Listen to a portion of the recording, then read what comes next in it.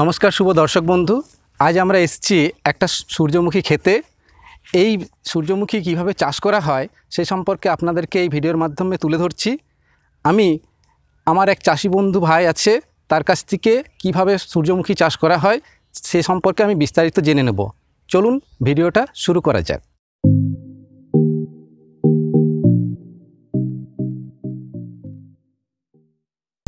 এখন আমরা চাষি ভাইয়ের কাছে চলে যাচ্ছি, তার মুখ দিয়ে আমরা এই চাষের বিস্তারিত বিবরণ জেনে নিচ্ছি। দাদা, আপনার নাম কি? আমার নাম মধু। মধু কি? মধু বাউরি। আপনার পেশা কি? চাষে চাষবাস। আপনার কত জমি আছে?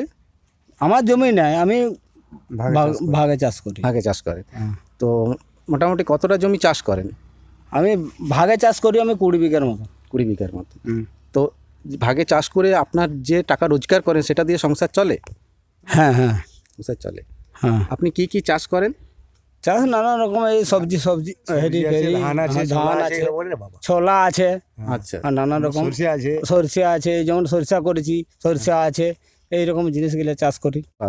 আপনি কতদিন ধরে চাষ করেন? চাষ আজ বহুত দিন, 20 বছর হবে, তার কমে লয়। আচ্ছা, এই যে সূর্যমুখী বাগানটা আমরা দেখতে পাচ্ছি, এটা কি আপনি চাষ করেছেন? হ্যাঁ হ্যাঁ। আচ্ছা, এই জমিটা যখন চাষ করেছিলেন তখন মানে প্রথম থেকে আমাদেরকে জানাবেন যে কিভাবে চাষটা শুরু করেছিলেন, বা এই চাষে কত কি সার লাগে, জল লাগে, কখন কি জল লাগে, এই চাষ করে আপনি কতটা লাভবান হন। চাষটা শুরু করেছিলেন কখন, মানে কোন মাসে তখন আপনি বীজটা কিভাবে রোপণ করেছিলেন? পৌষ মাসে।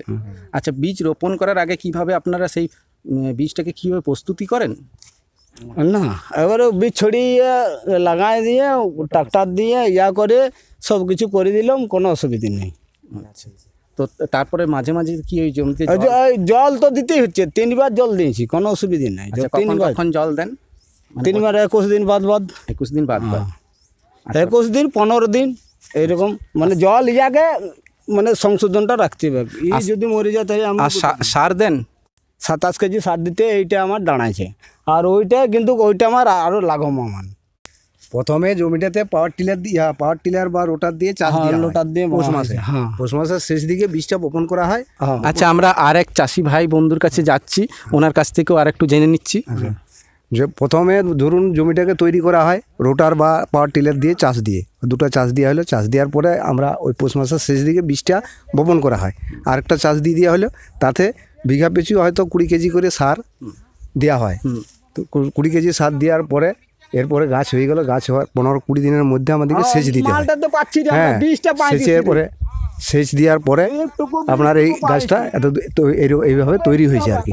এখন পৌষ মাসের থেকে পৌষ মাসের শেষ, মাঘ ফাগুন, আজ চৈত্র মাস পড়তে গেল, 2 মাসের মধ্যে গাছটা আমাদের তৈরি হয়েছে। এই পর্যন্ত হয়েছে আর কি। আচ্ছা, এই চাষ এটা সূর্যমুখী কখন কাটবেন? কাটা হবে এইবারে এই চৈত্র মাসের 10-12তে। এই গাছটা এই ফুলটা একটু হয়ে এলে পরে। আচ্ছা, এই চাষ করে আপনি মোটামুটি বাৎসরিক কত টাকা রোজগার করেন? মোটামুটি ধরুন কম করা হয়তো বিঘা কানে 1 বিঘাতে মোটামুটি ফলন হয় ওই মোটামুটি ধরুন কুইন্টাল 5 হবো। কুইন্টাল 5? হ্যাঁ, ওর বাজার রেট আমরা তো বিক্রি করি না, আমরা ওই তেল করে আপনার বাজার থেকে কিনেন, তখন কেজি প্রতি দাম কত পড়ে? কেজি প্রতি আপনার ওই তো 100 টাকা কেজি পড়ে। 100 টাকা কেজি। আর যখন সূর্যমুখী বীজটা তৈরি হয়ে যায়, মানে সম্পূর্ণ পেকে যায়, তখন তারপরে সেটাকে বাজারে যখন বিক্রি করতে যান তখন সেটা কেজি প্রতি কত দাম? ওই তখন বাজার রেটটা পাওয়া যায় না, চাষিদের যখন হয় তখন বাজার মূল্য নামে যায়। আপনার ধরুন 100 টাকা বীজ কিনে বিক্রি রোপণ করা হয়, বিকার সময় হয়তো 40 টাকা 50 টাকা কেজি আমাদেরকে বিকতে হয়। তাও বাজারে চাহিদা নাই, কথাটা বলছি, বাজারে তাও চাহিদা নাই। আমাদেরকে এটাকে ওই তেল করে মানে ব্যবহার করতে হয় সংসারে, এই জন্যই তো চাষের। এই যে সূর্যমুখী তেলটা আপনারা যে তৈরি করেন, সেটাকে কি কাজে লাগান, মানে কি রান্নার কাজে লাগান? আমাদের রান্না ধরুন বিশেষ করে ওই মানে খাওয়ার ব্যাপারটাই বেশি হয়, সব কিছুই হয় এটাতে রান্নার কাজে। এমনকি লুচি টুচি বা মানে যে গুড় পিঠা করে বা করে, এটা খুব কাজে লাগে। লুচিটা সব থেকে বেস্ট।